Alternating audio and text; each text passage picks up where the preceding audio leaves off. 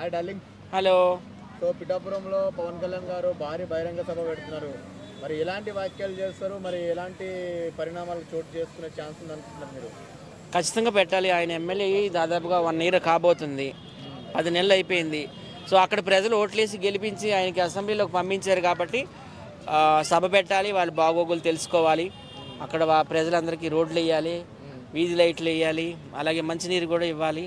So అవన్నీ వాటి కోసమే ఆయన సభ పెడుతున్నాడు. అంటే వర్మ గారిని తొక్కేసి మెల్లగా అక్కడే పార్టీ చేద్దామనే ప్లాన్లో ఉన్నారని తెలుస్తుంది. మరి ఎలా? వర్మ గారిని ఆయన ఏం తొక్కుతాడు? అది చంద్రబాబు నాయుడు గారి నిర్ణయం. అది వర్మ గారికి టికెట్ ఇవ్వడం ఇవ్వకపోవడం అనేది. వర్మ గారు జనసేన కాదు కదా, టీడీపీలో ఒకప్పుడు ఎమ్మెల్యే అయ్యారు కాబట్టి అది చంద్రబాబు నాయుడు గారి నిర్ణయం. ఆయన ఇష్టం ఎవరు టికెట్ ఇస్తారు, ఎవరికెవరు. వర్మ గారికి కూడా ఇంకా పదవి ఇస్తారు ఎమ్మెల్సీ. ఇప్పుడు ఎమ్మెల్సీ ఇవ్వలేదని బాధపడాల్సిన పని లేదు. ఇంకా 4 ఏళ్ళ పైనే ఉంది గవర్నమెంట్. సో ఆయనకు ఖచ్చితంగా న్యాయం చేస్తారు. ఆయన కూడా సహనంతో ఉండాలని నేనైతే కోరుకుంటున్నా. వర్మ గారికి కూడా. ఒకవేళ వర్మ గారు తిరగబడితే పవన్ కళ్యాణ్ పరిస్థితి ఏంటి? ఏం కాదు. పవన్ కళ్యాణ్ అంటే ఒక పర్వతం, ఒక శిఖరం. ఆయన ఏం చేస్తారు? వర్మ ఏం చేయలేరు కదా. మరి పవన్ కళ్యాణ్ గారికి వచ్చేడు. సో పవన్ కళ్యాణ్ గారు సభల్లో ఎలాంటి డిసిజన్స్ తీసుకుంటారు పార్టీ పరంగా?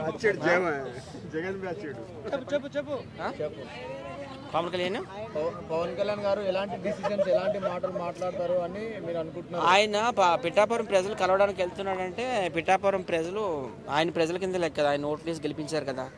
సభ పెట్టి అక్కడ సమస్యలు ఏంటి మాట్లాడి అక్కడ సమస్యలు తీర్చడానికి ఆయన వెళ్తున్నారు. సభ అంటే ఏదో హంగామా చేయడానికి, షోయింగ్ కోసం కాదు.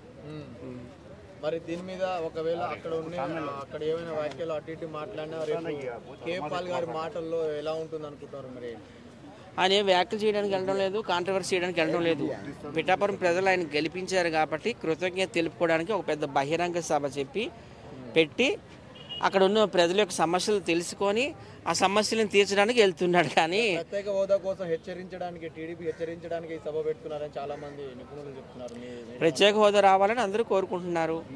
దానికోసం చంద్రబాబు నాయుడు గారు, జనసేన అధినేత పవన్ కళ్యాణ్ గారు ఫైట్ చేస్తున్నారు.